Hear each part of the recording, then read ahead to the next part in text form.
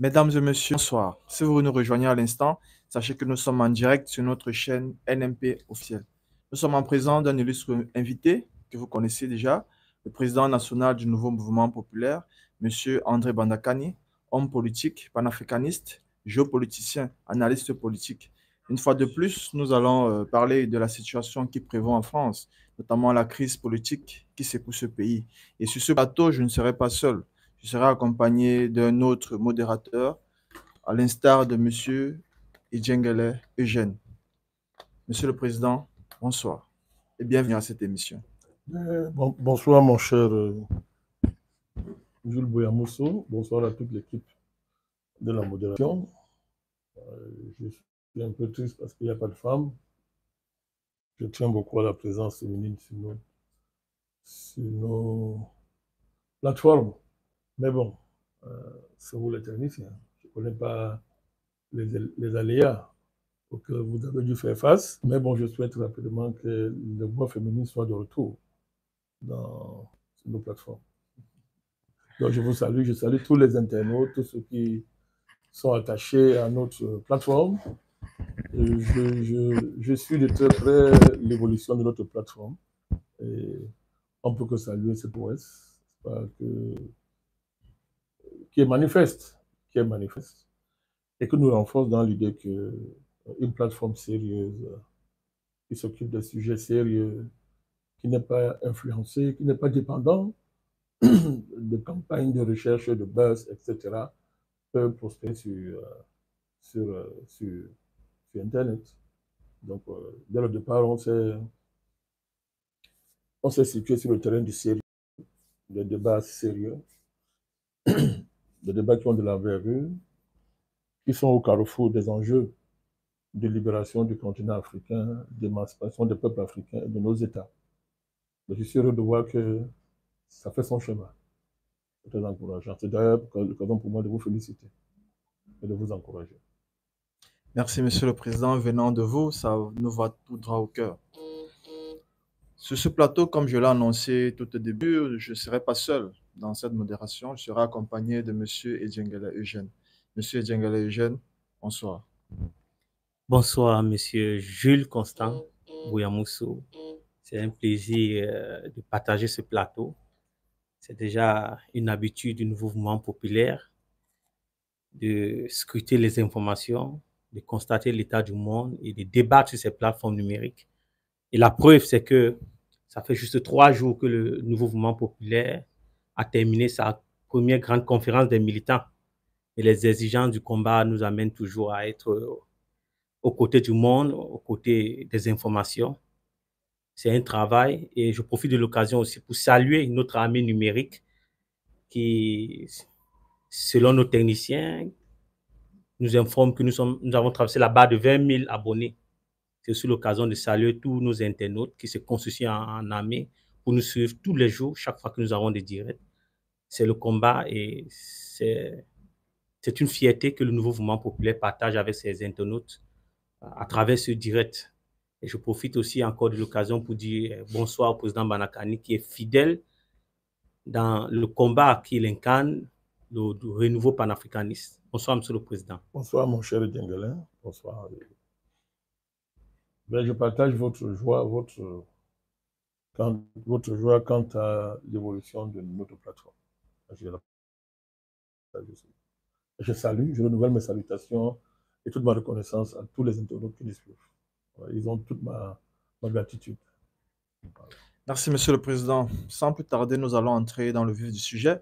Nous parlons d'un pays spécial, un pays leader en Europe que vous connaissez énormément, le pays que l'on appelle la France. Et la France traverse une situation politique dramatique et nous avons tenu à marquer un arrêt majeur pour analyser quels sont les enjeux de cette crise, quelles sont les implications et en lien avec le combat panafricaniste que vous menez. Donc, Monsieur le Président, Emmanuel Macron a désigné un nouveau Premier ministre vendredi dernier et c'est tombé sur Monsieur François Bayrou. François Bayrou est, rappelons-le, le président du MoDem. C'est un parti politique centriste en France et il est également un allié historique d'Emmanuel Macron. Il a été nommé Premier ministre par le chef de l'État Et Emmanuel Macron également voulait d'abord un gouvernement mené par Roland Lescure, avec Bayrou en numéro 2. Mais devant des menaces de quitter la coalition, Emmanuel Macron a finalement désigné le démocrate. Après que les Français et l'Assemblée nationale ont rejeté la politique de Macron lors des élections législatives, c'est un macroniste de première heure qui tient maintenant les rênes du gouvernement. Le MoDem est le parti qui fait le plus appel phare aux socialistes depuis la dissolution de juin. Sur les 577 députés que compte l'Assemblée nationale française, le groupe démocrate représente à lui seul 51 députés, auxquels on peut ajouter ses compères Ensemble pour la République au nombre de 93 et les 34 autres pour Horizon. Le Rassemblement national a déjà annoncé qu'il ne censurait pas a priori le gouvernement constitué par M. Bayrou. Elle attend de voir la politique qu'il va mener. Et également, la France insoumise a annoncé la censure et les autres partis également qui forment la coalition, le nouveau Front populaire. Ils appellent également à ne pas activer le 49.3 si le gouvernement mène sa politique sans passer par le Parlement. Nous notons également que le PS a annoncé s'inscrire dans l'opposition. Et ce n'est pas qu'un gouvernement qui est dans l'opposition, mais une équipe de rassemblement pour affronter les problèmes si graves que le pays fait face du monde et de la planète. Ça, ce sont les propos de M. Bayrou après sa nomination. On rappelle que le MoDem a été condamné à 400 000 € dans l'affaire d'assistant des députés européens et de détournement de fonds. François Bayrou a lui été relaxé, mais les 5 eurodéputés ont toujours été condamnés pour l'emploi d'assistants parlementaires à Bruxelles. Et le Rassemblement national de Marine Le Pen, en réalité, est également touché par cette affaire. Monsieur le Président, cette crise politique qui sévit en France est un signe indicateur que rien ne va plus. La première question que je voudrais vous adresser, comment situez-vous le contexte de ce chaos politique?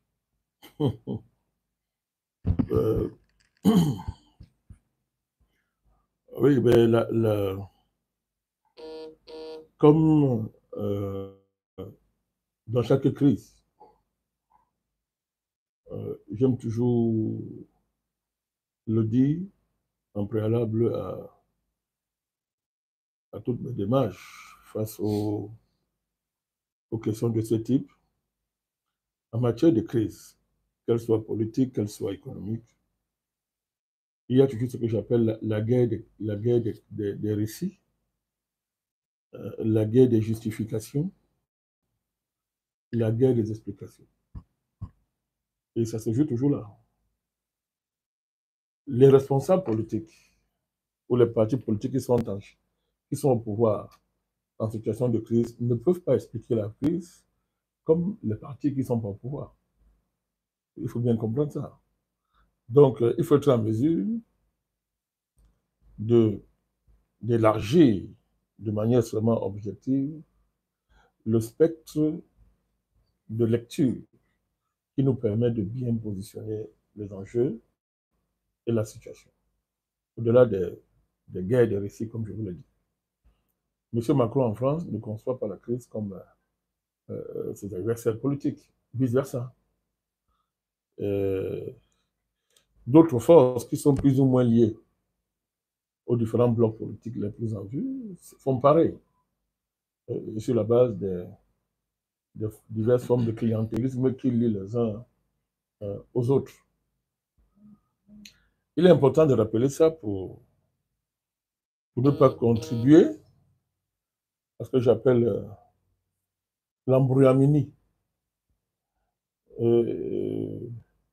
qui permet de jeter un écran de fumée et éviter de pointer les vrais responsables, les gens qui tirent les ficelles derrière le rideau. Qu'est-ce que je veux par là dire? On peut choisir de se lancer dans la politicaillerie française. Ce sont les querelles partis-là qu'on voit. La censure, non, la censure, non, faut pas censurer. M. Macron qui pense qu'il est plus responsable que les autres, parce que, dit-on, lui, il cherche à gouverner, il n'est pas une force de chaos. C'est tendance à dire qu'être opposant en France, hein, c'est ça qui est grave. C'est un artisan du chaos. Utiliser les ficelles de la Constitution, c'est un parti qui n'est pas prêt à gouverner. C'est le qu'on fait à LFI, et pour le cas d'espèce à Marine Le Pen, parce qu'ils ont activé la censure, oubliant que c'est un levier garanti par la Constitution du pays, etc. Bref, il y a tout un chaos, on a raison de le dire, un chaos. Il y a une confusion sciemment organisée qui permet à quelqu'un comme Macron, qui devrait normalement démissionner, de s'arc-bouter toute honte bue au pouvoir et en accusant les autres, n'est-ce pas, d'être responsables de la situation qu'il a lui-même créée. C'est ce que j'appelle la politique aérienne. C'est-à-dire que des politiciens, des forces politiques qui ont abdiqué de leur rôle historique. Parce que, est-ce qu'on est obligé ici de commencer par rappeler le rôle historique des partis? C'est qu'un parti politique. Des partis politiques ont abdiqué devant leur rôle historique. L'État a abdiqué. Ça fait donc que le théâtre politique revient à être truqué, je te dis. Est fondamentalement truqué dans tous les pays européens, même dans tous les pays de l'hémisphère occidental. Bon, les enjeux sont ailleurs, et la classe politique sert de masque. Son rôle, c'est de créer un rideau. Comme je dis, et ça masque le jeu des véritables acteurs qui tirent les ficelles. Ce que nous disons là, on va le dire autrement, pour introduire notre sujet. C'est qu'en réalité, ce qui se passe en France, c'est vrai pour la plupart des pays du monde, indépendamment des rapports de force internes aux États et du niveau de conscience que les peuples mobilisent ici et là pour affronter ces défis. C'est que vous entendez en France, il y a un discours autour d'un concept, un bloc central. Le bloc central qui peut gouverner, qui serait donc républicain. Ça fait écho à quelque chose de plus profond. Ça fait écho à ce que moi j'appelle un bloc central, lui, mondial, dégagé par l'évolution du capitalisme. Ce bloc central, il est constitué autour des finances, la finance. Nous y reviendrons. Et ce qu'on appelle les marchés financiers. La technostructure qui est autour des marchés financiers. Parce que quand on parle des marchés financiers, si on se souvient de ce que Lénine nous a dit, le grand Lénine, dans son livre suprême, impérialisme, stade suprême du capitalisme, où il parle de la fusion du capital bancaire et du capital industriel. Il faut toujours revenir à ça. Ce livre est toujours actuel. C'est-à-dire que la fusion, ça veut dire que quand on parle des marchés financiers ou des gigantesques fonds de pension, etc., c'est que ces fonds-là déploient leurs tentacules financières dans des croisements d'actions autour des monopoles les plus puissants, c'est-à-dire des multinationales d'envergure mondiale, autour des transnationales financières d'envergure mondiale. Cette fusion du capital, donc, le capital industriel et le capital bancaire, aboutit donc, n'est-ce pas, à la puissance aujourd'hui des marchés financiers et ce qu'on appelle globalement la finance. Mais vous allez voir que pour gérer toutes ces entreprises, il faut des technocrates qui ont un certain niveau de formation, pas très avancé, qui doivent servir de cache-sexe aux actionnaires, qui se cachent dans le conseil d'administration qu'on ne voit pas. Vous ne comprenez pas la crise aux États-Unis si vous ne comprenez pas le jeu de ce bloc central, comme moi je l'appelle. Et puis avec la technostructure de l'Obama, tout ce qu'on a appelé la gauche américaine, autour d'Obama et des démocrates. Vous allez au Canada, vous allez voir la même chose. Vous allez en Allemagne, vous allez partout. La France n'y échappe pas. Donc il y a ce bloc central qui correspond à l'avancée du capitalisme, qui fait qu'arriver au stade suprême du capitalisme, l'hyper-impérialisme, pas capitaliste, vous arrivez donc justement à ce bloc central constitué par ces méga structures les gestionnaires et les élites qui gravitent autour. Il faut bien comprendre ça.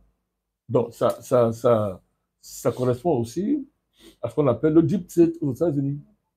Le deep state aux États-Unis n'est pas agir au-delà des États-Unis. On peut y ajouter ce qu'on appelle ça la sphère informatique, la sphère des réseaux sociaux, les GAFA, par exemple. C'est-à-dire, quand vous voyez l'influence des GAFA dans le monde, mais vous comprenez très bien que on est dans une donne totalement inédite. Alors, cette donne inédite, qu'est-ce qu'elle a consacré? Elle a consacré, et là maintenant on arrive au cœur de notre sujet, elle a consacré le déclassement de l'État-nation. L'État-nation est complètement déclassé au profit de ce centre global qui désormais est l'axe central de la politique dans le monde. Bien comprendre ça. Or, la politique est encore organisée sur la base de l'État-nation. La politique est encore organisée sur la base de l'État-nation, des États-nations, sur le modèle du 19e, 20e siècle. Il faut donc passer quoi? C'est que dans tous les pays occidentaux, l'État a capitulé devant l'émergence de ce bloc central au niveau global. La finance et tout ce qui va avec. Les États ont capitulé. Les élites politiques ont capitulé. Ils sont des esclaves, ou bien des garçons de cause au centre noble du monde, des marchés financiers et des puissances financières. Donc, on ne comprend pas la situation de la France si on exclut la France de cette évolution, n'est-ce pas, au niveau mondial. Tout à l'heure, on fera le lien avec le Cameroun. L'Afrique est au cœur de ça, de manière périphérique, mais c'est la même dynamique qui a cours en Afrique, simplement au niveau périphérique.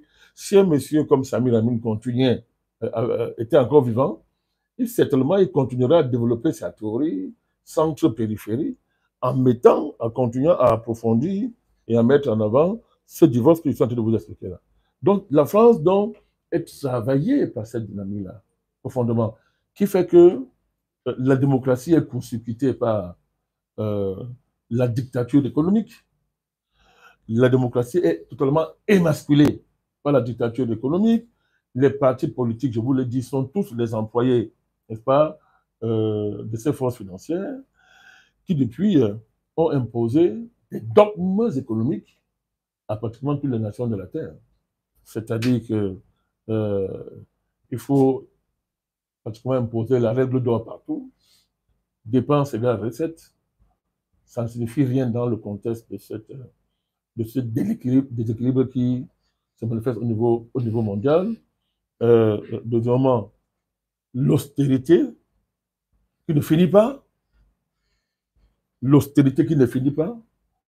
et qui se traduit par le déclassement continu des classes sociales, les classes moyennes qui basculent dans la pauvreté, les classes prolétariennes et sous-prolétariennes qui deviennent carrément invisibles au plan social. Et pendant ce temps, un enrichissement insolent, une concentration insolente et extrêmement violente des revenus, de la richesse, dans les mains de quelques-uns.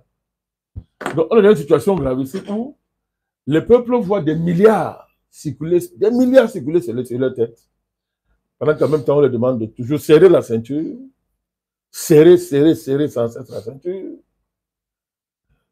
Et tout discours qui remet ce doxa en cause est qualifié de fasciste, d'islamo-gauchiste, de populiste et d'incapacité ou bien de manque de crédibilité pour gouverner. Donc c'est une impasse profonde.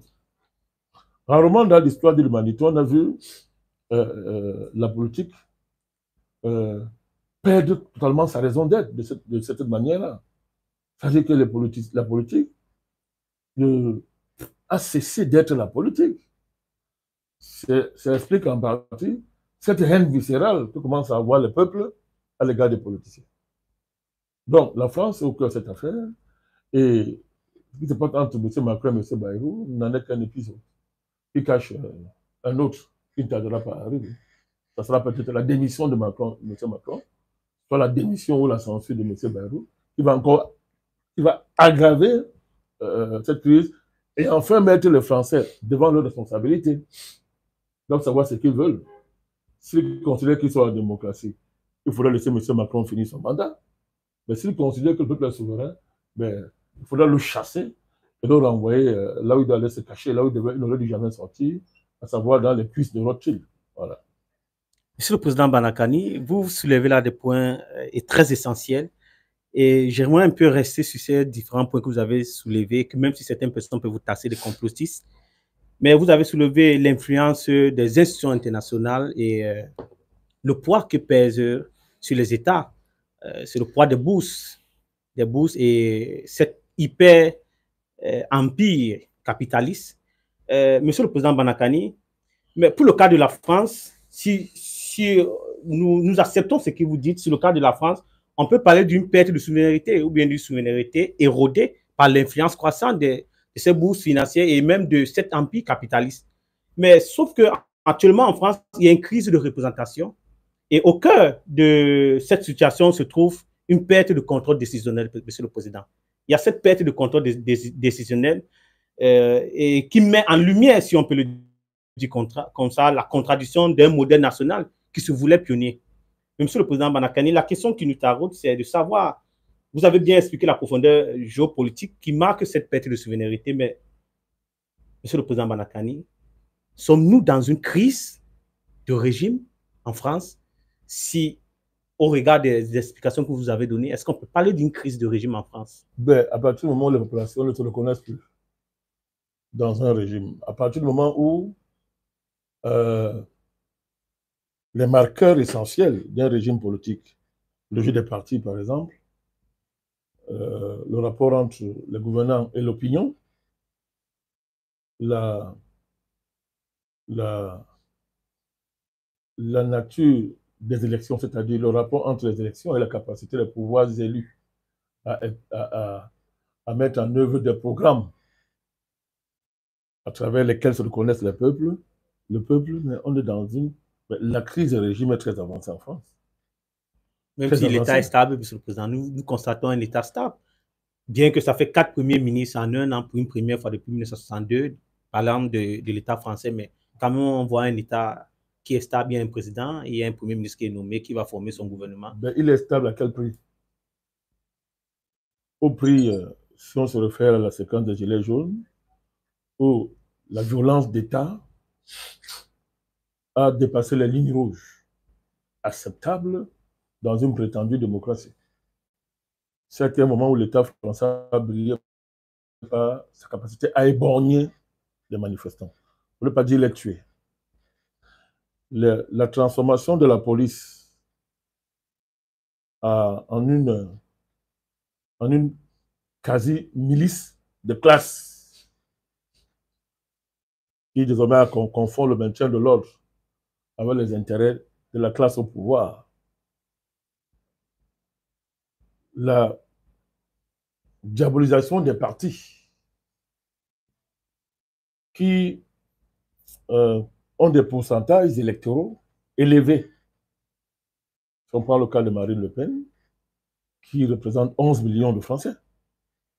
Si on prend le cas de LFI, qui est un candidat qui fait 22% des élections présidentielles, qui a des voix de députés assez importants, qui pèsent sur le plan politique, leur diabolisation et, j'allais dire, leur hyper-diabolisation sont des éléments, des indicateurs clairs d'une crise des régimes. Vous ne pouvez pas dire que vous êtes une démocratie, le peuple confie aux gens des mandats, et vous estimez que ces partis ne sont pas aptes à diriger. Mais vous êtes carrément en train de dire que les gens qui les élisent sont des feignants. Le fait qu'un président paye des élections et s'accroche au pouvoir, considère qu'il n'y a rien eu, alors que c'est lui-même qui a décidé de convoquer les élections en demandant aux gens, non, ça va être un grand tournant. Évidemment, un tournant jupitérien, évidemment.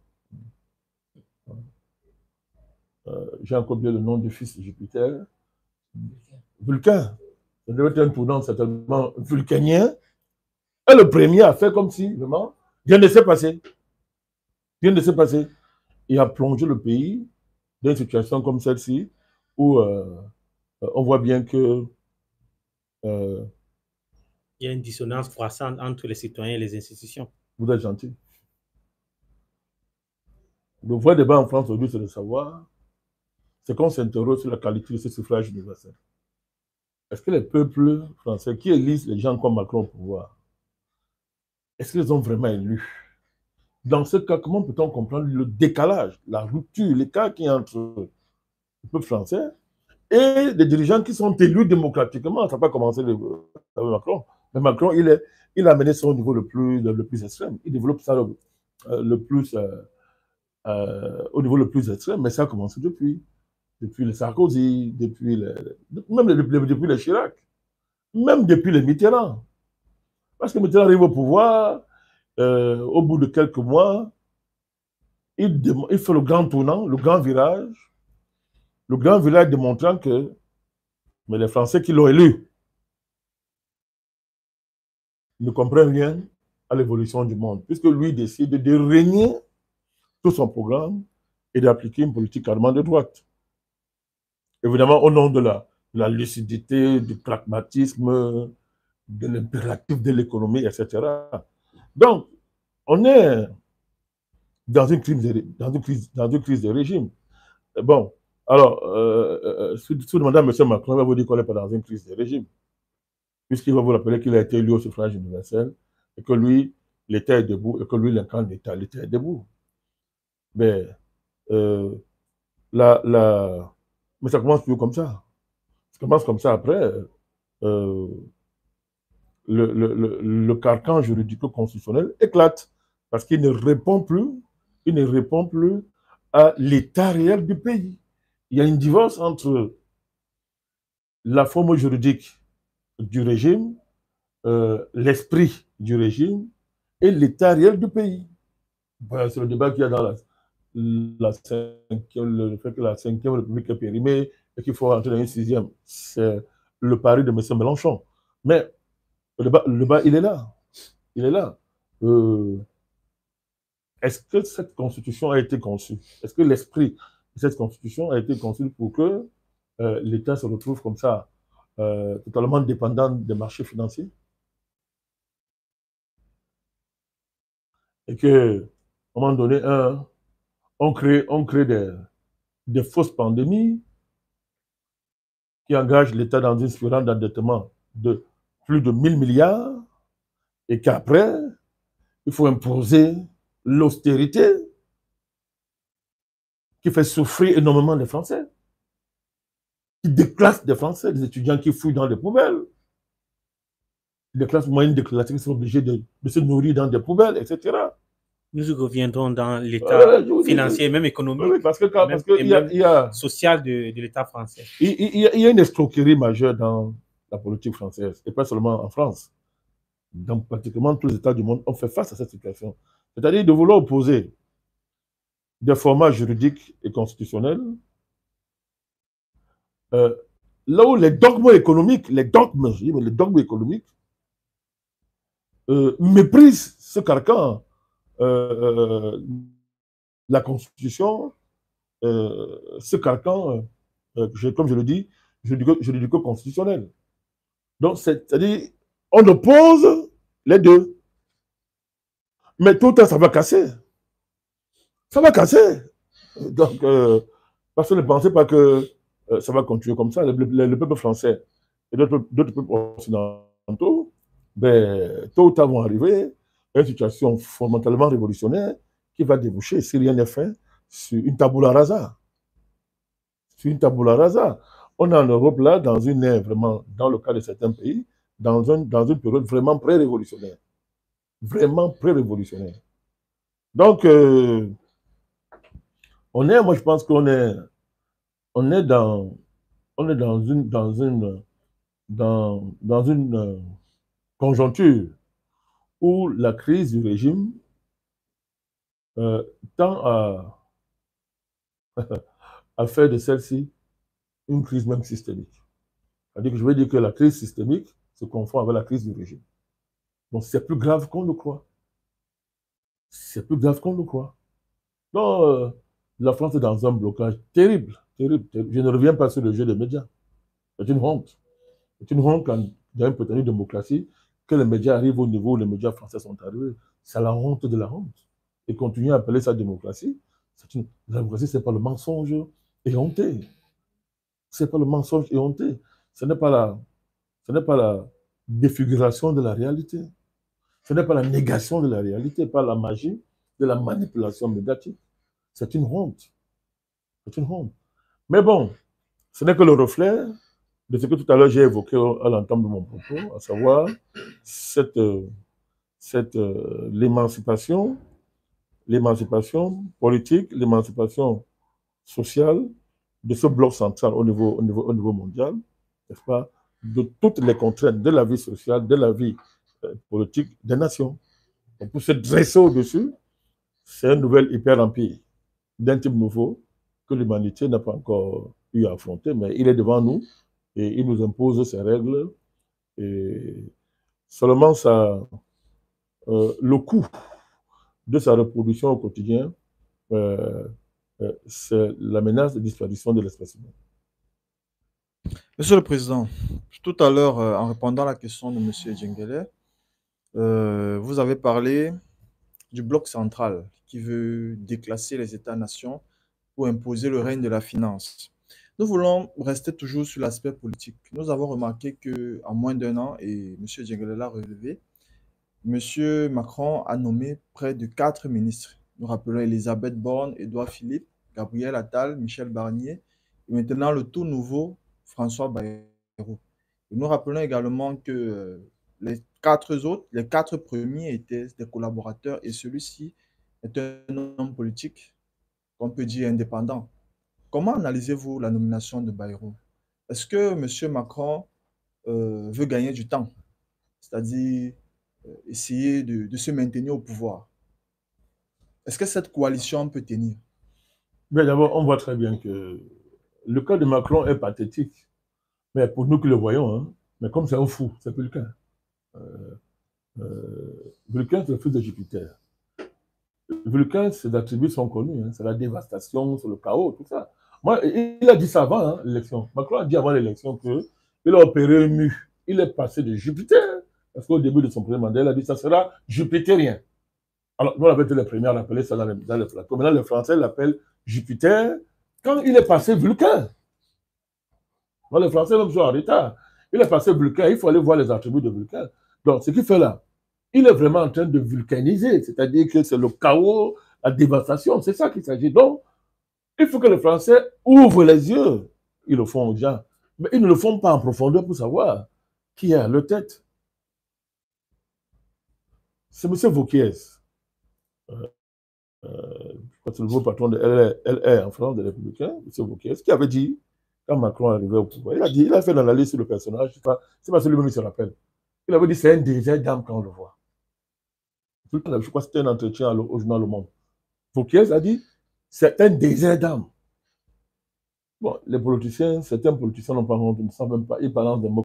Mais est-ce que M. Wauquiez se souvient de cette destruction qu'il a faite du président français? M. Wauquiez n'est pas le bon équipe en France. Il se souvient de cette destruction qu'il a faite du président français. Comment un homme politique peut donc traiter avec quelqu'un qui n'a pas d'âme?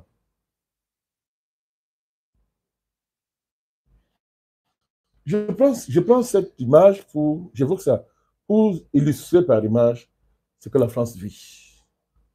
Et que les Français ne se rendent même pas compte, sérieusement, de celui à qui ils ont affaire. Et quelle est même dans le fond la nature réelle d'une bonne partie de la classe politique française. Quelqu'un qui a un désert d'âme, ça veut dire que ce n'est pas un être humain. Je rappelle que c'est M. Wauquiez qui l'a dit. Mais il ne s'est pas levé le matin pour le dire. Il avait des éléments pour le dire, M. Wauquiez. Wauquiez nous apprend et il apprend aux Français, que l'homme qui est là à l'Élysée, là, il n'a pas d'âme. Donc, ce n'est pas un être humain. Les Français le découvrent au fur et à mesure, son narcissisme, cette attitude étrange,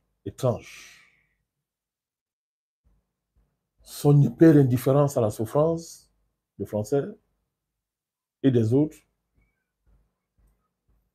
et le couple très énigmatique qu'il forme avec Brigitte à l'Élysée.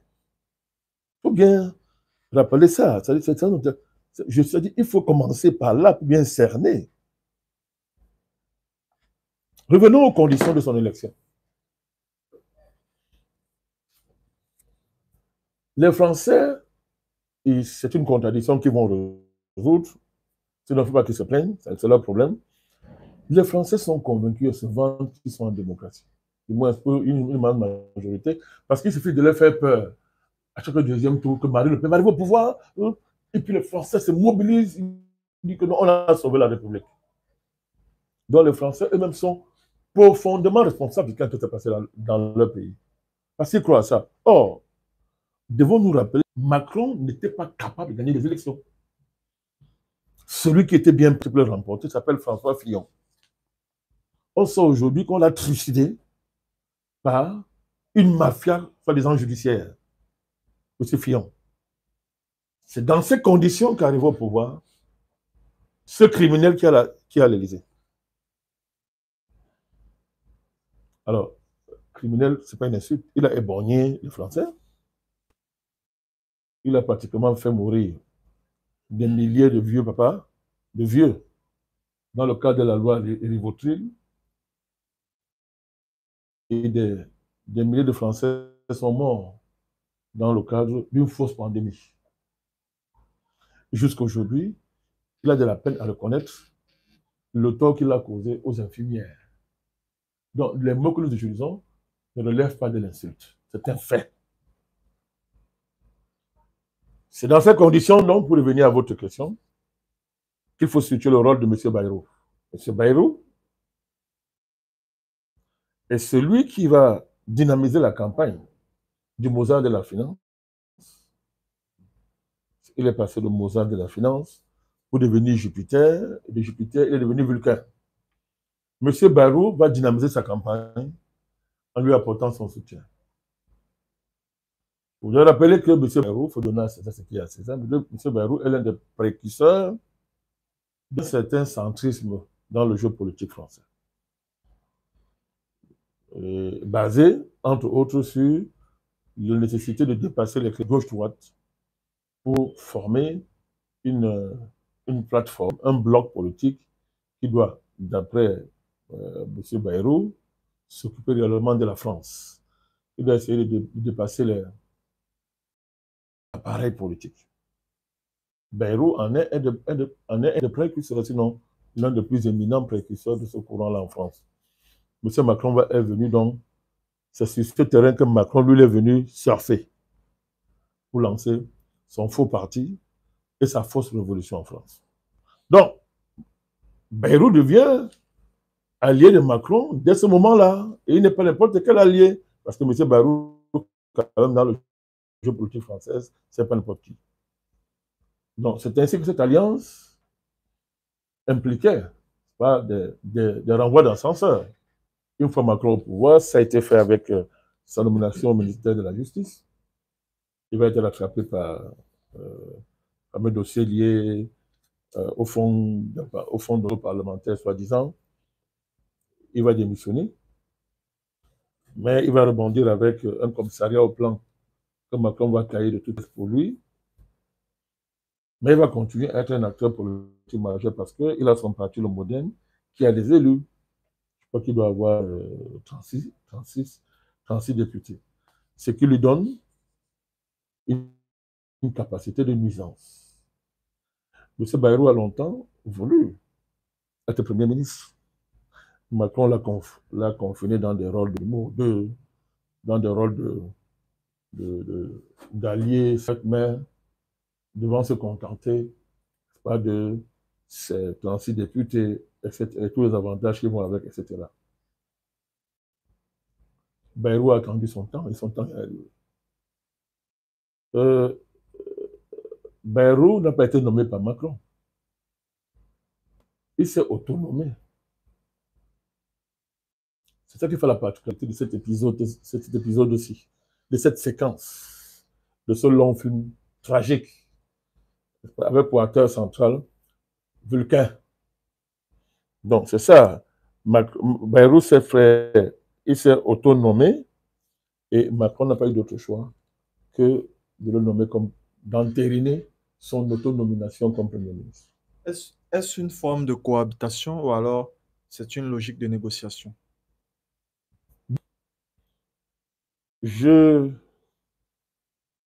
Dans la conception, dans l'évolution de la vie politique française, la cohabitation, c'est deux partis de gouvernement, mais opposés, gauche, droite.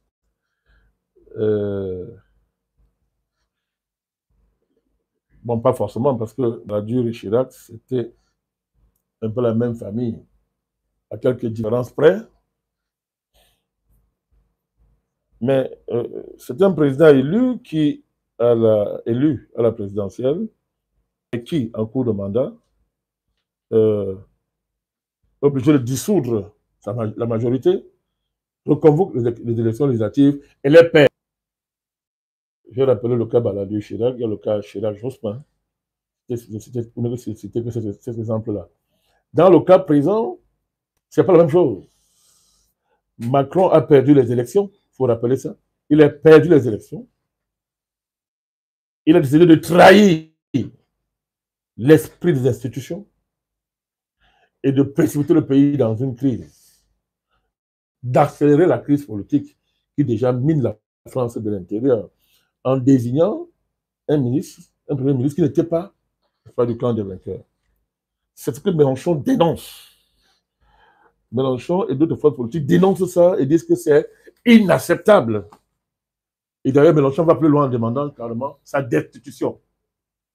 Ça, il faut bien comprendre ça. Alors, je vois, pour être précis dans ma réponse, on n'est pas dans une cohabitation au sens classique, parce que Bayrou, lui, soutient Macron. Ils ont une alliance. Mais on est dans un phénomène de tripartition, de la présence de trois pôles. Et Macron a voulu ruser avec ça. Comme c'est Vulcain, il a cru qu'il est un génie. On l'appelait Mozart de la finance. Il a voulu être Mozart de la politique. C'est une catastrophe, quand on voit. Il a voulu jouer sur ces trois pôles-là. Mais évidemment, ça s'est retourné contre lui. Ça fait donc actuellement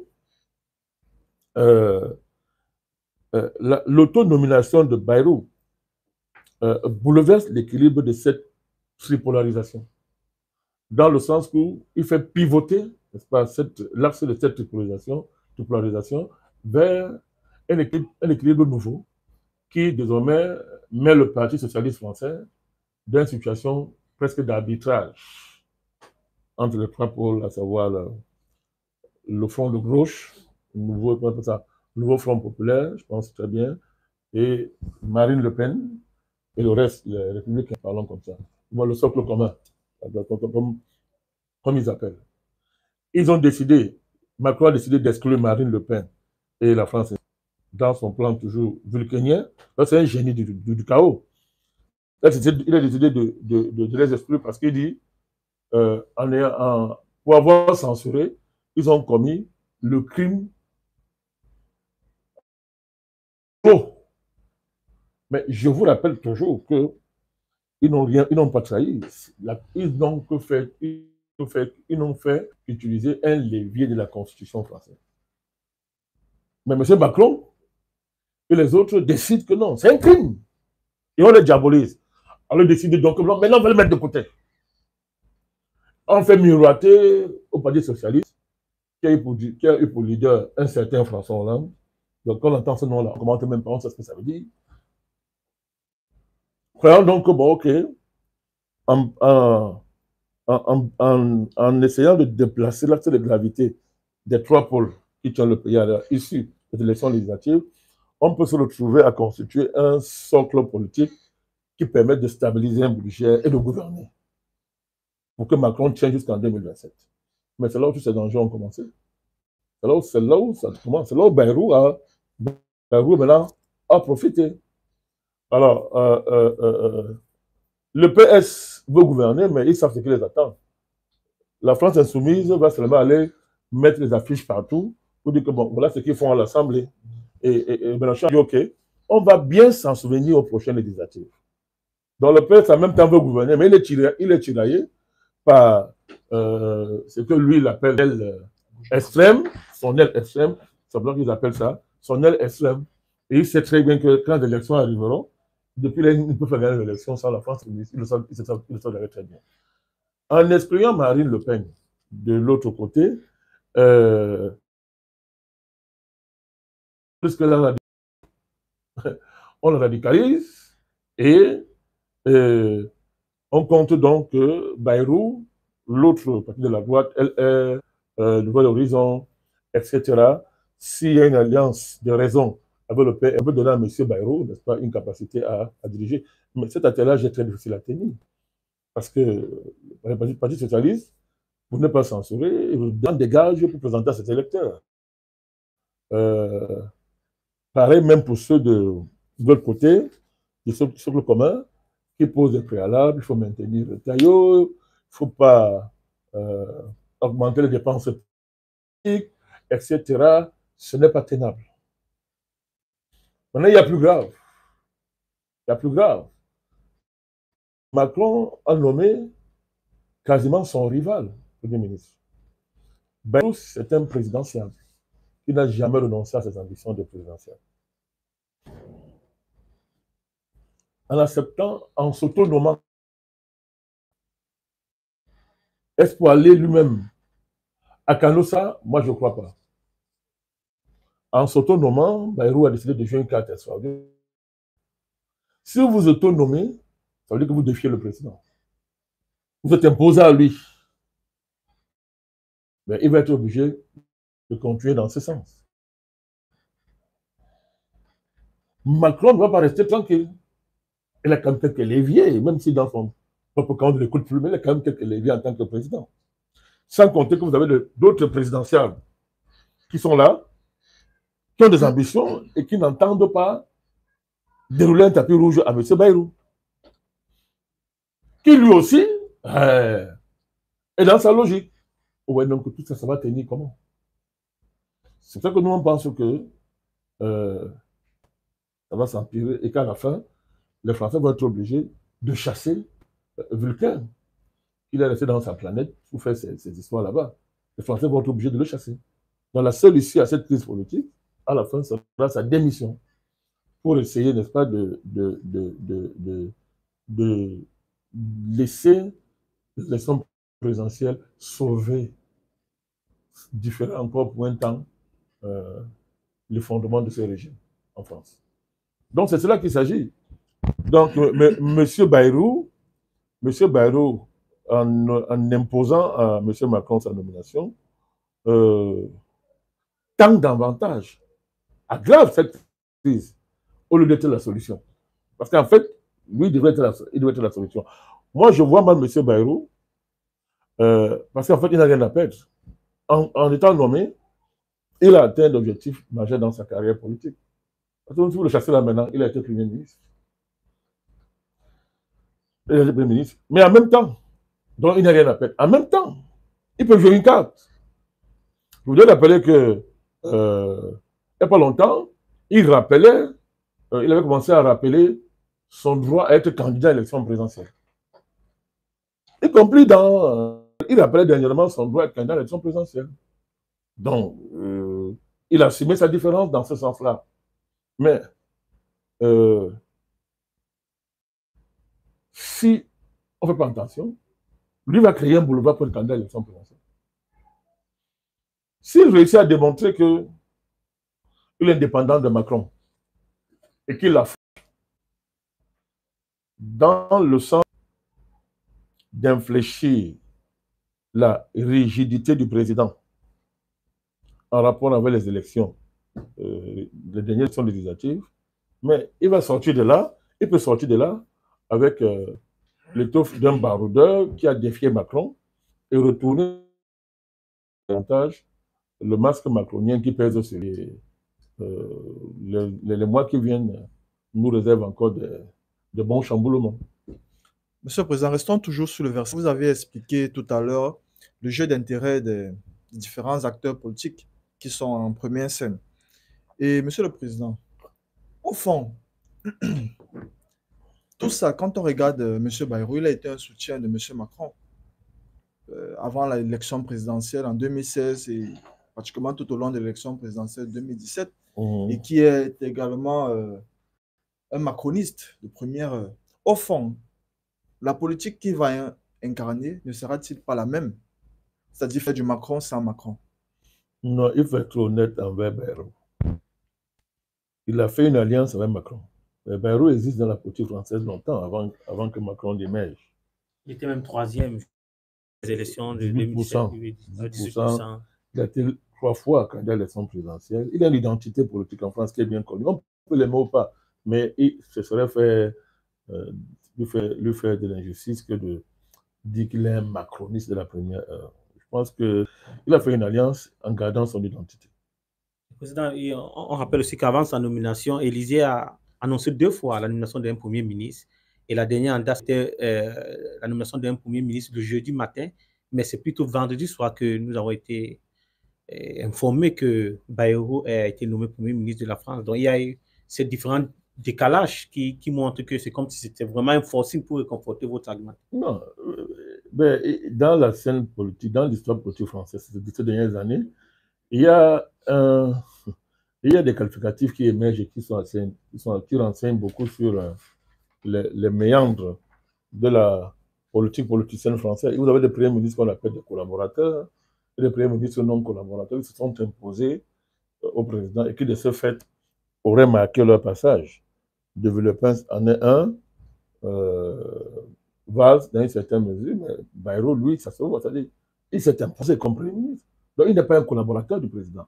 D'ailleurs, quand il prend ses fonctions, il dit « Je serai un premier ministre de plein exercice et de complémentarité ». Dans la pure tradition centriste, balance comme ça. Il a dit ça clairement, hein, de plein exercice et de complémentarité. Ça veut dire que lui n'est pas un collaborateur du président. Et on parlait même plus loin. Le président avant a pris celui dans sa pure tradition vulcanienne. Il s'accroche de manière pitoyable, de recevoir tous les partis politiques en ayant fixé un cadre. À savoir, comme je l'ai dit, on ne comporte pas, on n'invite pas Marine Le Pen et M. Mélenchon. Donc, la LFI et le Rassemblement national, c'est ça, ça s'appelle, quel est son nouveau nom là? C'est ça, non?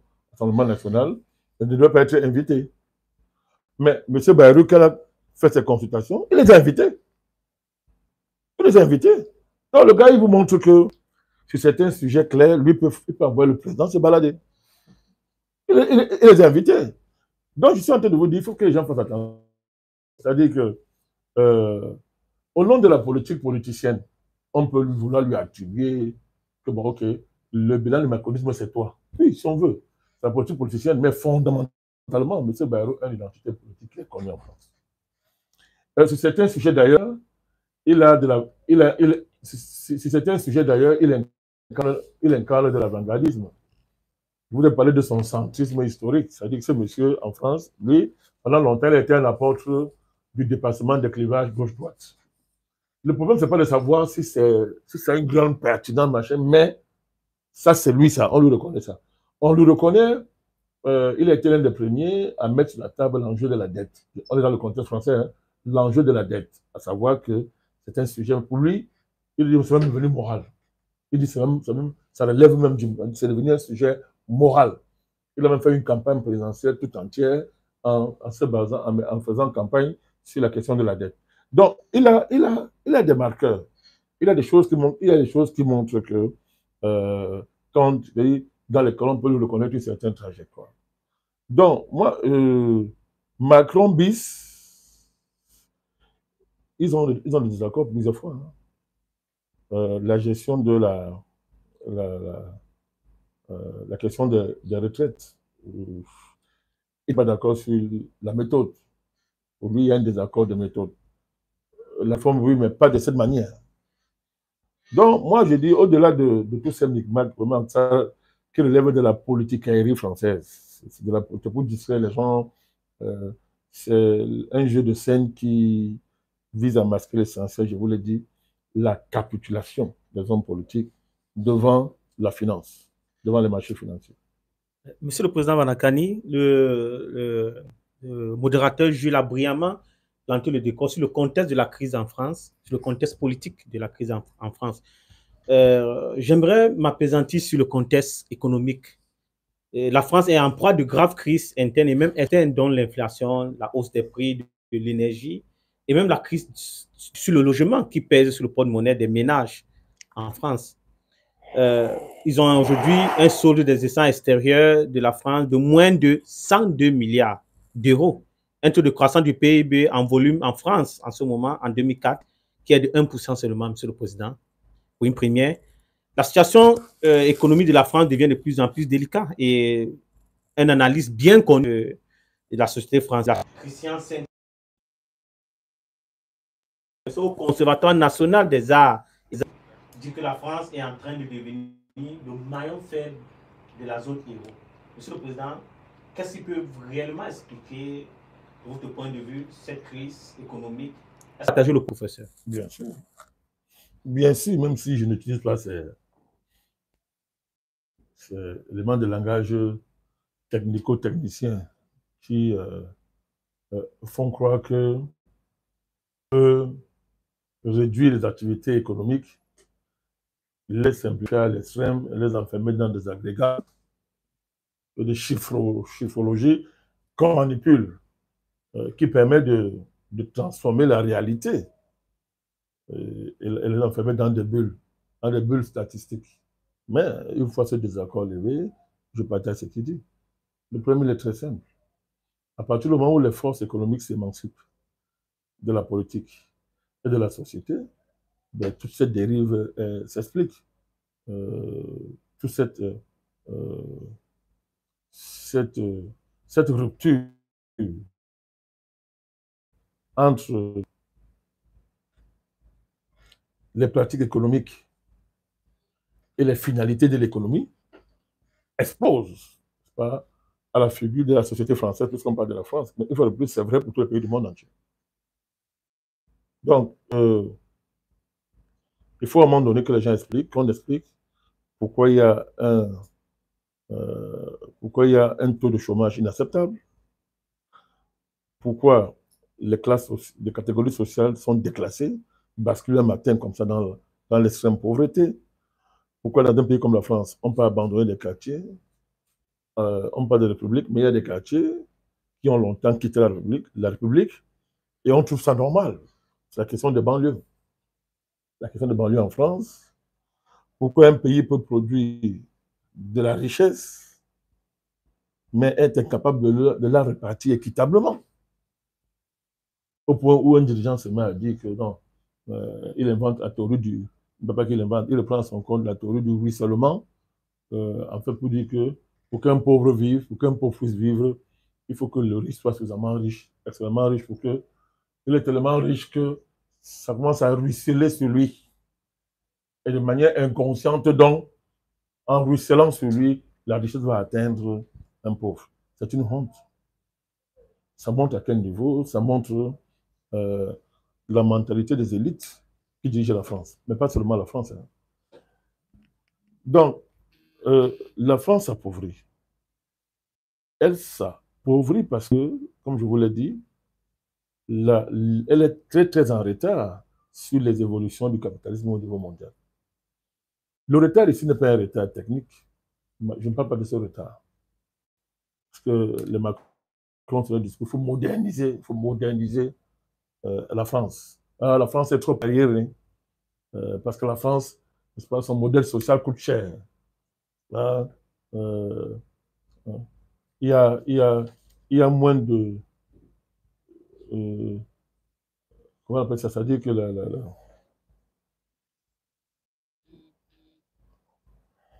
dans le modèle français, ce modèle français-là, surtout au niveau des retraites, n'est plus tenable. C'est ce qu'ils disent. Parce que le taux de cotisants ne fait que se réduire. Ne fait que se réduire. Donc, voilà l'explication qu'on donne pour expliquer, pour justifier des réformes qui n'ont pas de sens, mais qui ont toute une seule finalité, satisfaire les marchés financiers. Les marchés financiers. Donc, ce n'est pas seulement vrai pour la France, M. Djengelès, c'est vrai pour tous les pays du monde. C'est le principe de la concentration des capitaux, de la richesse, qui est l'un des principes fondamentaux, qui constitue même le moteur du capitalisme. C'est-à-dire que le système économique qui a cours en France s'appelle le capitalisme. Quel est son principe?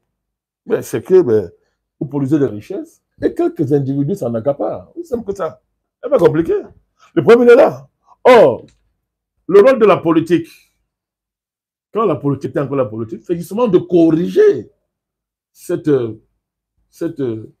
dysfonctionnement naturel, n'est-ce pas, inséparable au capitalisme. Le rôle du politique, qui par nature doit se situer, n'est-ce pas, au-dessus du capitalisme, n'est-ce pas, et ses dérives pour garantir l'intérêt général, c'est ce rôle-là que les politiciens ne peuvent plus jouer.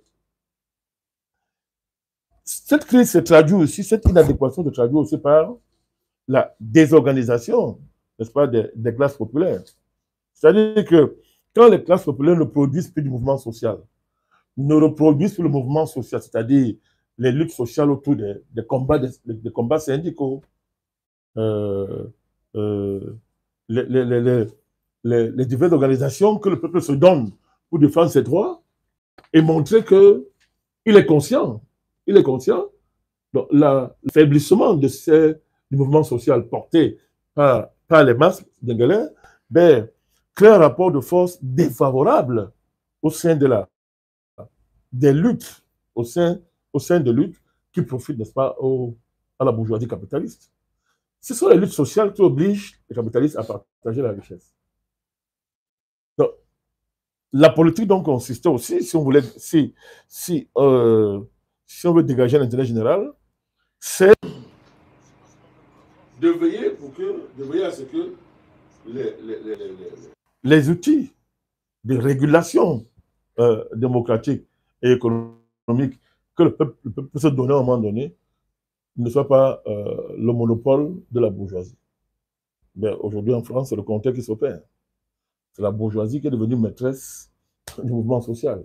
Elle contrôle les médias, elle contrôle le mouvement associatif, mon cher Djengelès, et elle contrôle les outils qui régulent les élections. C'est l'explication.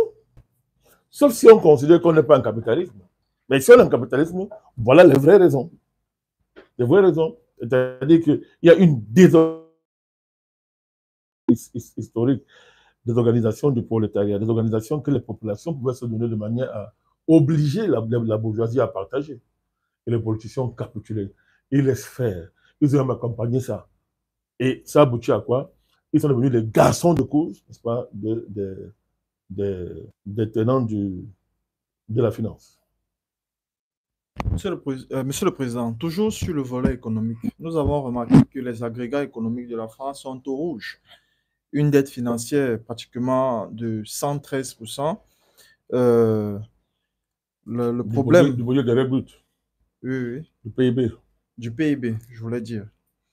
Et également, l'agence de notation Moody's qui a baissé la note de la France, également qui menace que si la France ne met pas des réelles politiques d'austérité, le pays va sombrer et peut-être même aller dans un défaut de paiement, ce qui va encore aggraver la crise. Monsieur le Président, quand on regarde de manière structurelle, vous avez parlé de ça, les inégalités économiques, l'extrême concentration du capital dans les mains d'une élite. Et des revenus. Des revenus et cette élite qui dicte le mouvement social. Quand on regarde cela et nous mettons ça en corrélation avec la chute du Premier ministre Michel Barnier, qui a voulu faire des prélèvements sur les plus riches, ce qui a causé la chute de son gouvernement. Et quand on sait que M. Bayrou, nouveau Premier ministre, est également aligné sur les politiques libérales, sur les réformes des retraites, assurance maladie, la réduction du personnel de la fonction publique, etc. Est-ce qu'au fond, la politique française gouverne pour les riches et le reste des Français sont laissés sur le carreau. Est-ce que cette politique économique, à long terme, va tenir? D'abord, il faut constater que c'est ça qui est en cours, c'est ça qui est pratiqué. C'est la politique de classe. C'est un fait. On ne peut pas nier ça. C'est ça l'évolution capitaliste. C'est ça ce bloc central dont je parlais au niveau mondial. C'est ça. Donc, c'est la politique de classe. Cette fois-ci, c'est une classe qui est coordonnée au niveau mondial et qui tient les politiques. Qui les politiques, qui les tient correctement dans ses mains. Et c'est pour ça que je vous l'ai dit, depuis au moins 30-40 ans, il y a une seule politique. On vous dit, il n'y a pas d'autre politique possible.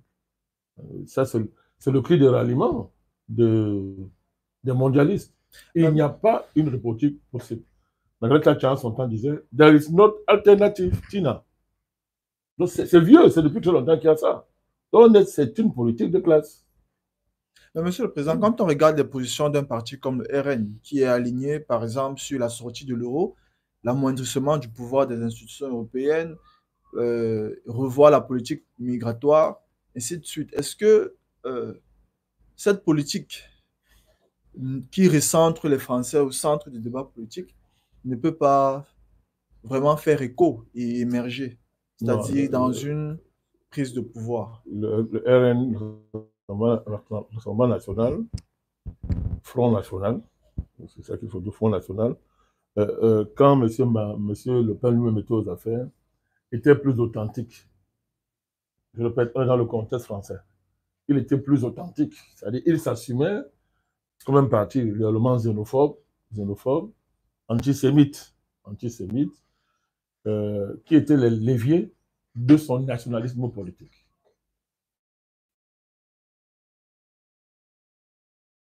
C'est-à-dire, il est venu, il dit qu'elle a chassé le père, et que non, il faut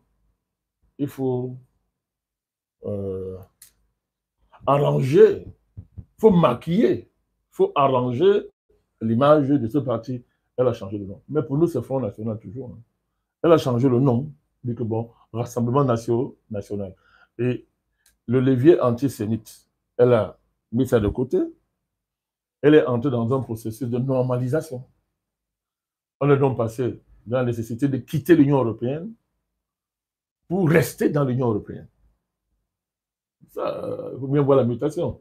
C'est-à-dire qu'à force de se normaliser, on continue, le Rassemblement national n'a plus d'identité. Alors, le seul élément identitaire marqueur qui reste, c'est la haine de l'immigré. C'est ce que j'appelle bouc émissarisation de l'Élysée, qui est le principal bouc émissaire, l'immigré. Donc, c'est un faux diagnostic. Parce que la France a besoin des étrangers. La France ne peut pas se passer des étrangers. Donc, on voit bien qu'on a affaire à un faux diagnostic, mais ça lui permet sur le plan électoral de récupérer tous les anciens ouvriers qui sont frustrés par ce qu'ils appellent le fait d'avoir été abandonnés par le Parti socialiste classique, la gauche française classique, retrouve donc, n'est-ce pas, à rejoindre les rangs de Marine Le Pen et bricole un nationalisme basé sur la haine de l'étranger, comme pouvoir remplacer une réalité économique que personne ne va affronter. La vérité est là. Quand les gens vont même jusqu'à au niveau de dire qu'il ne faut pas donner, de remettre en cause l'universalité des soins, des soins médicaux, des soins d'urgence à des personnes, parlons comme ça d'origine étrangère, mais quand il y a d'origine étrangère, c'est le noir, hein. Ce sont les noirs. Parce que les blancs étrangers ne sont pas un problème pour Marine Le Pen. Et en plus, même c'est une haine de l'étranger hypocrite, puisqu'elle est même sélective, Monsieur le Président. Lorsque vous êtes brillant et que vous n'êtes pas de la France, on vous considère comme un Français. Marine Le Pen ne voit pas tous ces Noirs qui rehaussent la France dans le domaine économique, dans le domaine sportif. Et même pour être cohérent, pourquoi la France continue à coloniser les dom-toms qui sont des peuples identiques? Et on ne peut pas parler de haine. C'est une haine de l'étranger hypocrite, comme vous tentez de le dire. Bien sûr, c'est du racisme. Elle est raciste, il ne faut pas nier ça. C'est du racisme, en plus même sélectif, comme tu dis d'ailleurs. Donc, on va jusqu'à ce niveau-là. Elle est maintenant aidée par son top modèle là, qui se fait appeler Bardella. bon, qui lui-même était un immigré. C'est ça la contradiction, le paradoxe. C'est un immigré. Donc, tout ça, c'est quoi? C'est le refus d'affronter le vrai problème. Le vrai problème, c'est la capacité des hommes politiques à affronter les marchés financiers. C'est de rétablir la politique dans sa noblesse, être la garante de l'intérêt général. De rappeler quelques fondamentaux. Les marchés financiers ne sont pas l'intérêt général. Il faut rappeler ça. Ils ne peuvent pas être l'intérêt général. L'entreprise privée, ce n'est pas l'intérêt général. On arrive à un niveau où les marchés sont devenus comme des dieux. C'est le repère moral absolu de notre époque en matière d'économie. On est même sorti de la frontière économique pour dire même que la politique consiste désormais à ne pas effrayer les marchés, à donner les certificats de bonne gouvernance au marché, à les marchés. C'est cette défaite de la politique, ce rabaissement de la politique qui est le problème dans tous les pays du monde, y compris à la périphérie, y compris au Cameroun. C'est ça le problème majeur. C'est le problème majeur. Donc, Marine Le Pen, c'est un faux parti. Mais la preuve, elle peut gagner les élections comme elle veut. Mais on continue à la diaboliser. Elle-même répond à ça en voulant se normaliser, en voulant se dédiaboliser. Mais regardez la démarche d'un monsieur comme Trump, c'est le contraire. Je fais de l'analyse, hein. Je ne dis pas que Trump, c'est... Non, je fais de l'analyse, c'est le contraire. Donc, tout ça aggrave la crise française. Et observez bien le cynisme du jeu politique français. Ça n'a pas empêché. Vous voyez, elle s'est tellement normalisée que quand elle a fini, on lui a sorti un dossier judiciaire. Et qu'est-ce qu'elle dit? Que c'est une chasse à l'homme judiciaire. Ben, tu veux te normaliser.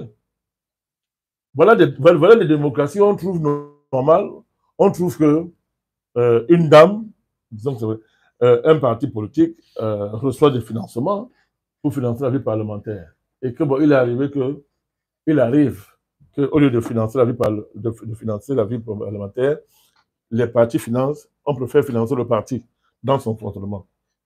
Est-ce que le crime là est plus grave que la concentration des revenus entre les mains de quelques milliardaires dans un pays? Est-ce que sur le plan de l'éthique, de la morale, est-ce que c'est plus grave? Parlons-en. Parce que après, vous allez voir les juges sortir avec leur... Ils disent que non, c'est l'indépendance judiciaire. Non, ils sont indépendants. Rien. Les juges ne sont pas indépendants dans le royaume où l'argent est Dieu. Comment les juges peuvent être indépendants dans un royaume où l'argent c'est Dieu? La France est soumise à l'argent, comme tous les pays du monde. Même vous dites que non, il y a les juges indépendants. Donc, au-dessus de l'argent. Ça fait rire. C'est prendre des gens pour des idiots. Mais je vais vous démontrer simplement ce déséquilibre, ce dévoiement de la politique qui s'est sophistiqué au niveau où Macron a commis des crimes graves contre la France. Il a vendu des pans entiers de la souveraineté économique française à l'étranger, aux Américains. Il a commis des scandales graves, en commençant par son mensonge sur son couple et tout. Mais vous l'avez vu passer, il n'a jamais été inquiété par... Il n'a même pas un début de procédure judiciaire contre lui. Je ne parle pas du Covid. Mais vous trouvez normal qu'on estime qu'un parti reçoit des fonds, l'argent n'a pas été détourné, hein? C'est le cas de Marine Le Pen. C'est pas qu'elle a pris la manger. Ça a financé, entre guillemets, le fonctionnement de son parti politique. Je pose la question, est-ce que c'est plus criminel de faire ça que le fait que des bandits déguisés en patrons d'entreprise concentrent le revenu des travailleurs? Ça, ils narguent les populations, se moquent du peuple, etc. Et en plus, organiser les pandémies pour tuer les gens, c'est plus grave. C'est le problème. Il faut bien comprendre là où se situe l'affaire. Il y a une corruption extrême de la politique qui font que cette politique-là, elle est morte. Elle est morte, elle n'est plus opérante. Elle n'a plus d'impact sur la vie des peuples. C'est ce qui explique les abstentions partout dans le monde. Hein? Donc, il n'y a plus... La politique ne sert plus à rien. D'un pays comme la France, quand vous regardez les débats politiques en France, les commentaires des gens, c'est quoi? C'est que, mais ils sont payés pour rien. Ils passent leur temps à se battre pour garantir leur retraite, leur niveau de retraite, etc. Nous, on souffre et ils vivent bien.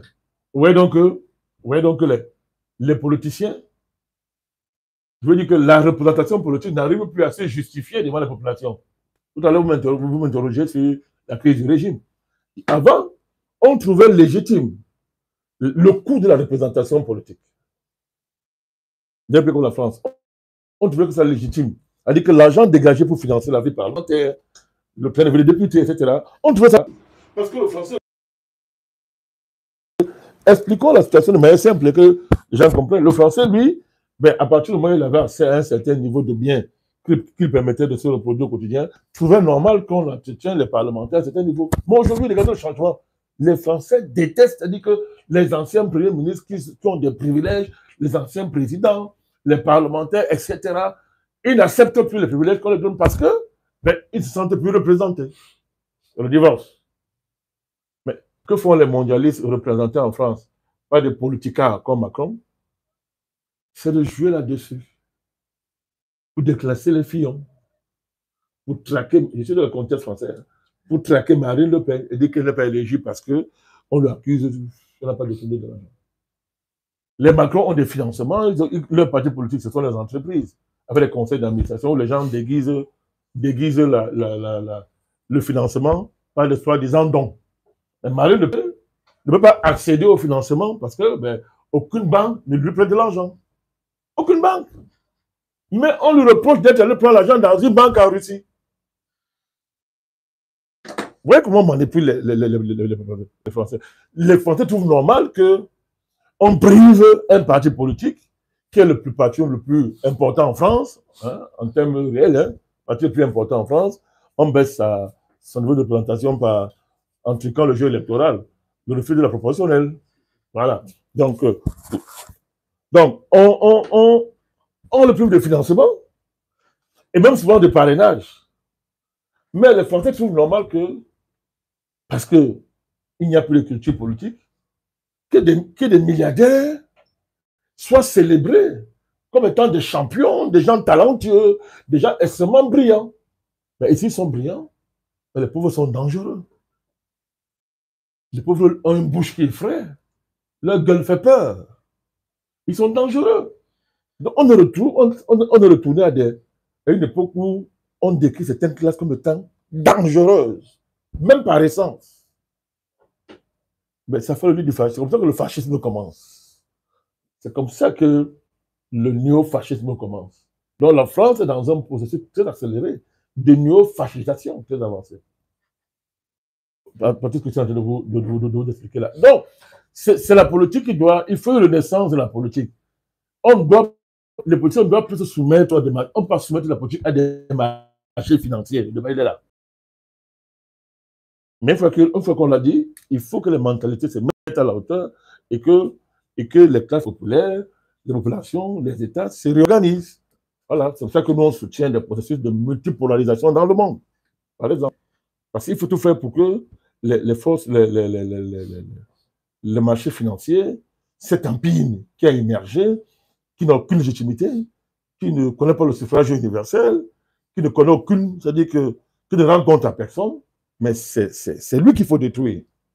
Mais pour ça, il faut que des vrais politiciens réapparaissent sur la scène de l'histoire. En tout cas, Macron n'en a pas, il n'aime pas un politicien.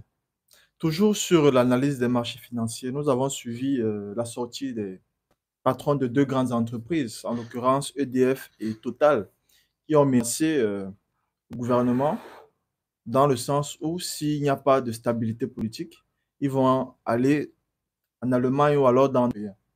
Est-ce toujours dans ce sens de la peur des hommes pour le marché financier? Les entreprises ne sont... Je veux répéter encore ça. C'est-à-dire que ce dogme-là, où on dit non, nous créons les richesses, il n'y a que nous dans une société, c'est pour tromper les cons, c'est n'importe quoi. Les entreprises ne défendent pas l'intérêt général. Les entreprises ne créent pas la richesse. Il faut rappeler ça avec force. C'est la force de travail humain qui crée la richesse. Oh, Karl Marx est mort, vive Karl Marx. Au moins à ce niveau-là. C'est la force de travail qui crée la richesse. Les entreprises et les patrons se l'approprient. par des mécanismes politiques imposés par la force, imposés et garantis par la force dans les sociétés. C'est ça la propriété privée des moyens de production. Et c'est ça le trucage de la démocratie qui en découle.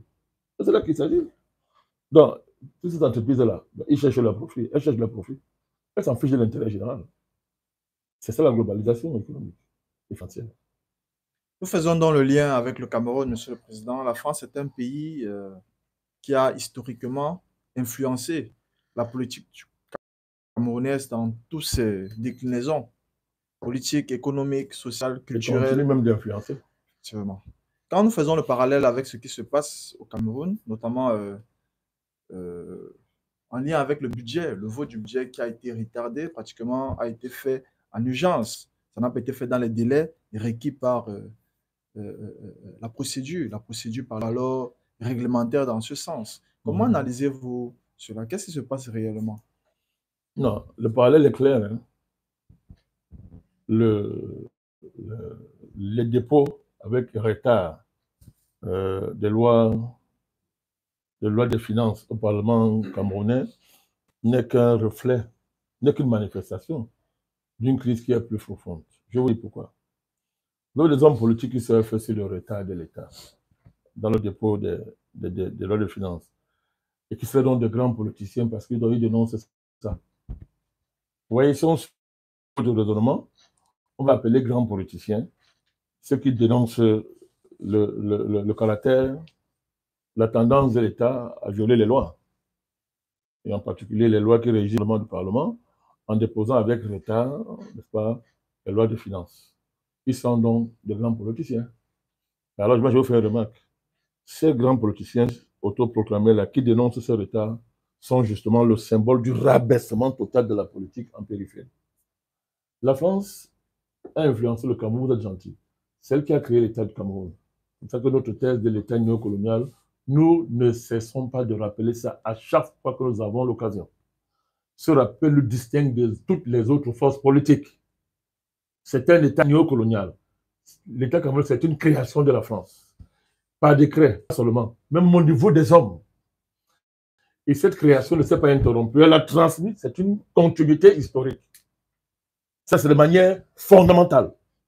Maintenant, il arrive, par la dialectique de l'histoire, qu'il y ait des contradictions immenses à gérer qui font que la France se mord sa queue. Comme, ou bien creuse sa propre tombe. Je parle comme Lénine. La France creuse sa propre tombe, c'est-à-dire ces ajustements, comment on dit ça, nourrissent sans cesse le retour en premier plan de l'épicisme historique, qui, lui, est l'idéologie historique du Cameroun pour se libérer et se projeter sur le plan mondial. Donc, il faut bien rappeler ça. Donc, les politiciens, là, qui brillent au Parlement camerounais en disant que oui, la politique s'est réduite à dénoncer ce retard gouvernemental, pas dans le dépôt des textes de loi, ils ont raison. Il y a les gouvernements violent la loi. Il faut dénoncer ça. Mais ce n'est pas ça la politique au Cameroun. C'est les politiciens qui font ça. Qui sont-ils? Ils sont le symbole de cette disparition de la noblesse de la politique. Parce que ce sont des agents français. C'est-à-dire que les politiciens français sont de faux politiciens. Parce que tous marinotisés par les forces de la finance, ils parrainent des politiciens camerounais, soi-disant, qui s'autoproclament grands politiciens parce qu'ils dénoncent le dépôt avec retard des lois au Parlement. Vous ne voyez pas que ça fait rire? La plupart des hommes politiques camerounais ont pour maître et tuteur les politiciens français, les réseaux français. Je dis bien la plupart. La plupart. Donc, donc, il y a un parallèle direct entre le rabaissement de la politique, sa négation qui a cours en France, et le Cameroun, parce que ça se répercute au Cameroun. Et ça aggrave l'inconsistance des hommes politiques camerounais, qui, pour la plupart, s'autoproclament grands politiciens. parce qu'ils ont des députés au Parlement, parce que ils ont beaucoup de militants sur une base géo-ethnique. Ils estiment qu'ils sont des grands politiciens. Mais les politiciens français, Macron, c'est un grand politicien. Il rappelle tout le temps qu'il a été élu par les Français. Quand on parle autrement, que moi j'ai un mandat présidentiel, je suis l'élu de toute la France. Vous êtes tellement, vous êtes des députés. Hein? Il compare sa légitimité souvent à la légitimité des députés. Mais les Français pleurent. Les Français pleurent. Donc, au Cameroun, c'est la même chose. C'est la même chose. Tous ces politiciens au Cameroun considèrent que l'horizon indépassable de l'économie au Cameroun et en Afrique, c'est la Banque mondiale sur le FMI. Ils considèrent ça. Donc, de manière fondamentale, rien ne les distingue du régime LDPC.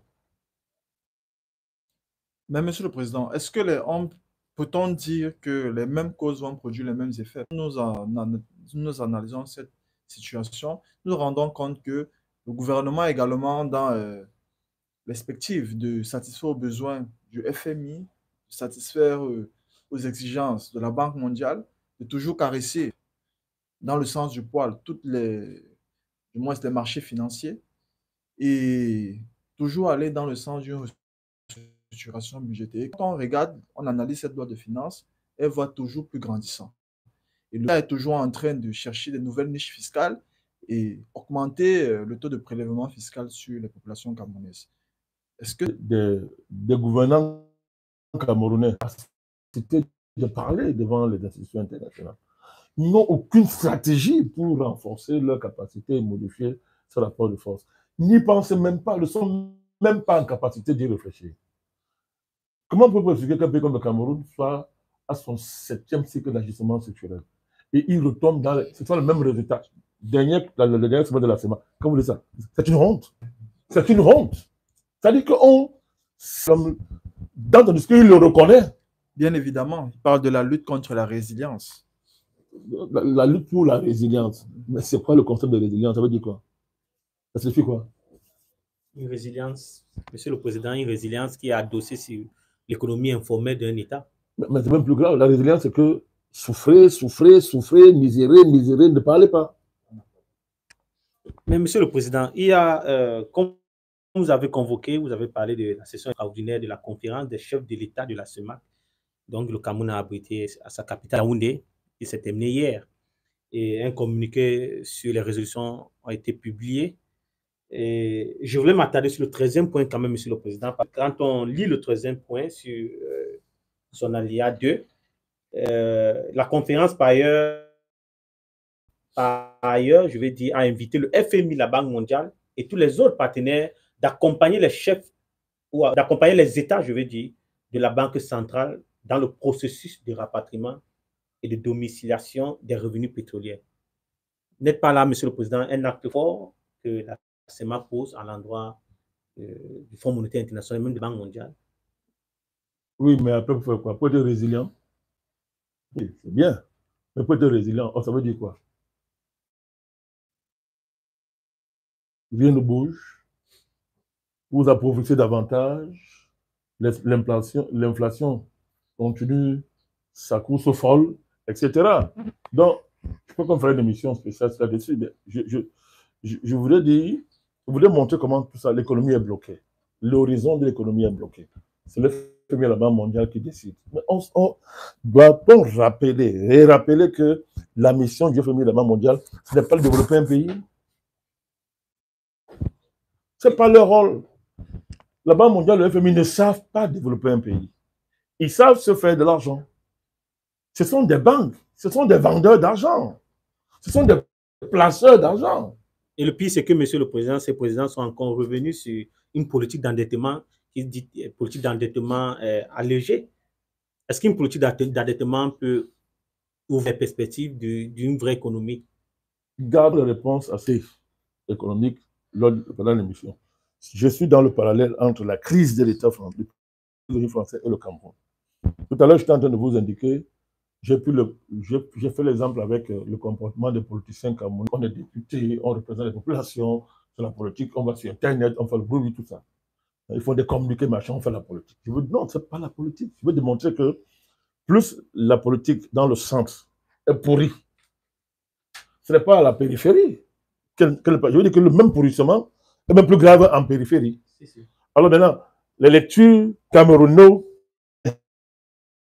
font croire qu'il n'y a pas de lien. Quelqu'un au Cameroun dénonce le régime, mais est un agent français, est un agent de l'étranger, tout ça normal. C'est ça. Voilà la crise. Alors maintenant, au niveau de l'État, parce qu'il ne faudrait pas qu'on dise que nous on parle seulement de autoproclamés. Il y a un parallèle entre. Il y a le choc, vous voyez en France qu'il y a le choc entre les intérêts présidentiels de M. Macron et les intérêts de ses alliés. C'est le cas de M. François Bayrou. Il y a le choc. C'est même le cas avec Horizon, d'Edouard Philippe. Vauquiez. Il y a des chocs qui font que. Je vais parler du Troubadou qu'on appelle Attal là. Je ne sais même pas comment un type comme ça peut même faire la politique. Il n'y a qu'en France on voit même des trucs comme ça. Bon. Vous voyez comment le choc, les intérêts d'un président ne sont plus en harmonie avec ceux avec qui il travaille. Parce que l'horizon de sa succession est ouverte. C'est-à-dire, tous ceux qui sont dans la Macronie estiment que Macron est maintenant un boulet pour nous.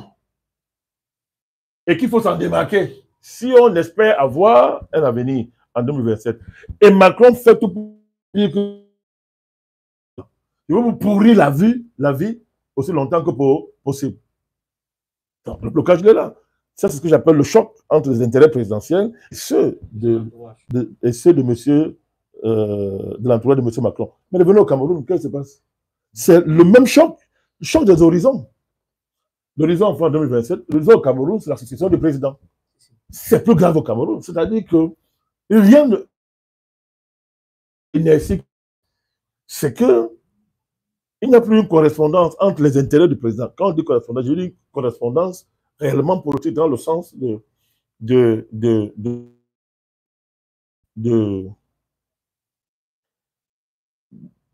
où les intérêts du président se confondent avec ceux de ceux avec qui il travaille.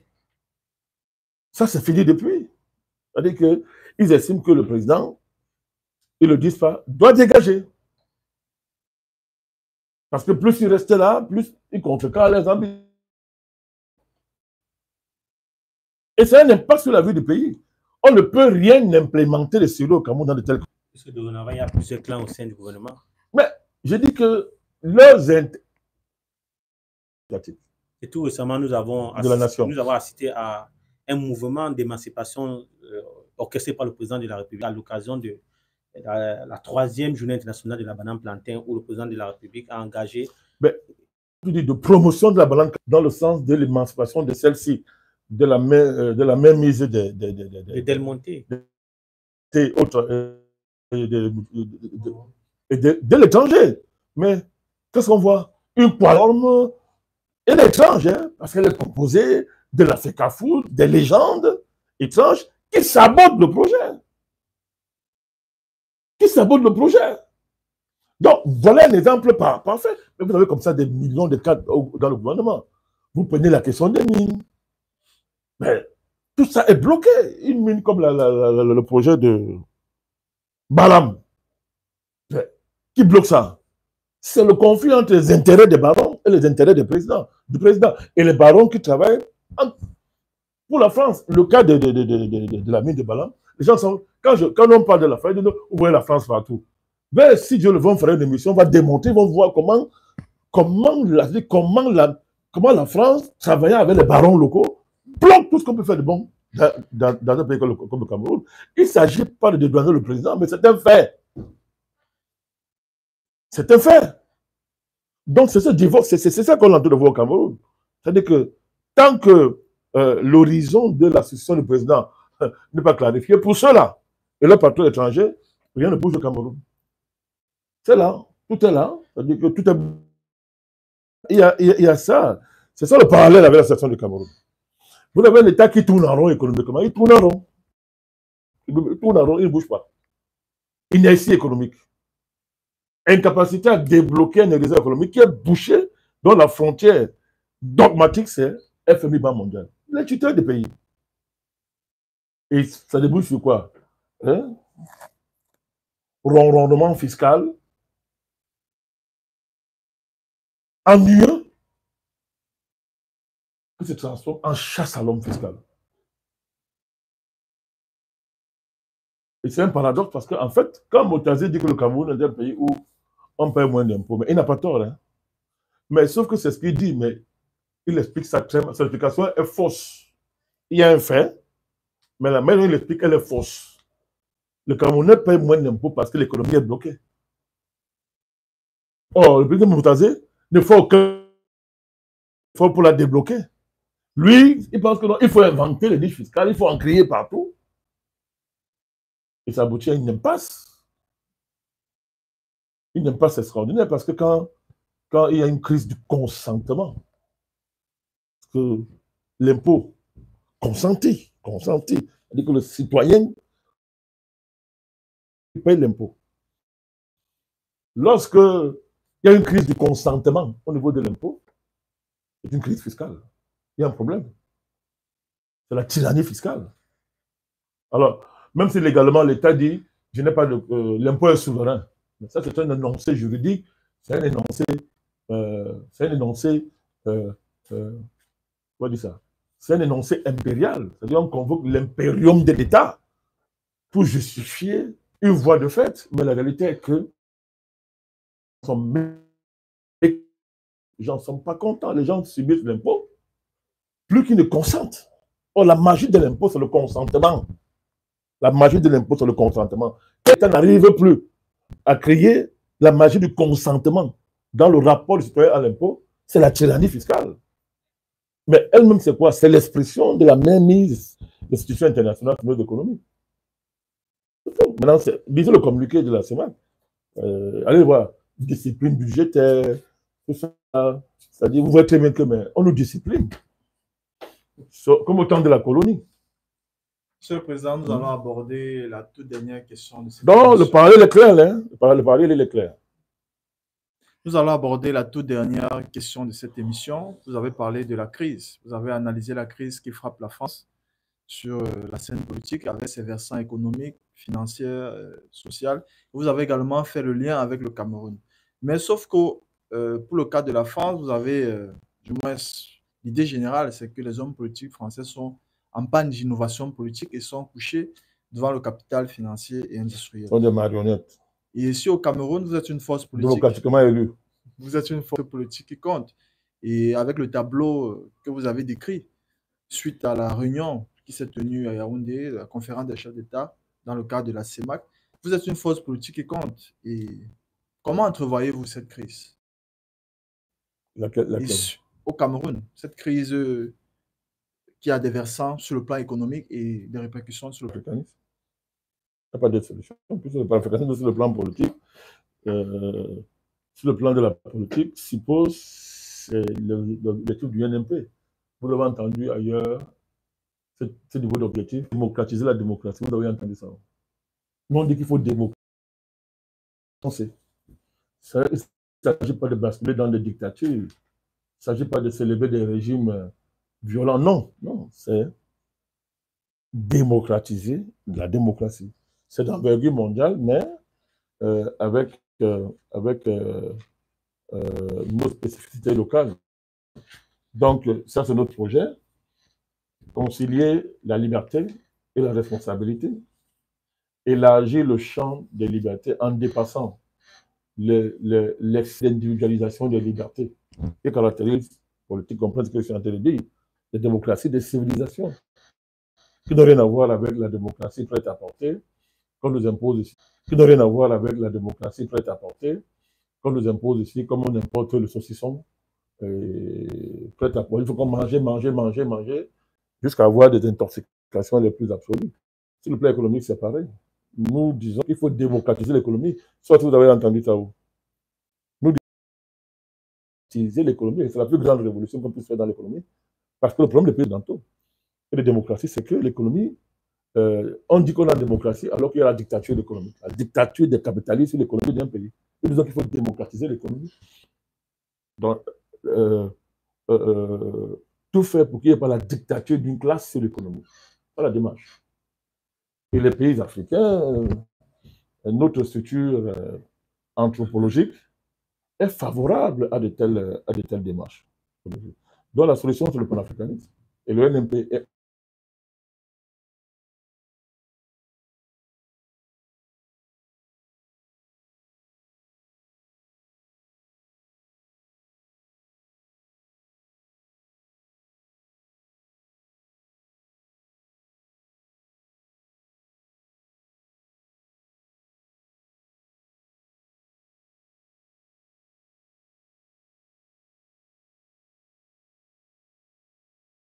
à nos questions dans le cadre de cette émission. Je dis également merci à mon co-modérateur, M. Djengele. Je dis merci à toute l'équipe technique qui nous a accompagnés dans la préparation